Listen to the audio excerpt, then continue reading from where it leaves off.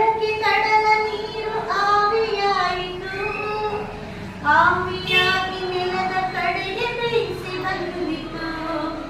ನೆಲದ ಮೇಲೆ ಗುಡ್ಡ ಬೆಟ್ಟ ಅಡ್ಡವಾಯಿತು, ನೆಲದ ಮೇಲೆ ಗುಡ್ಡ ಬೆಟ್ಟ ಅಡ್ಡವಾಯಿತು.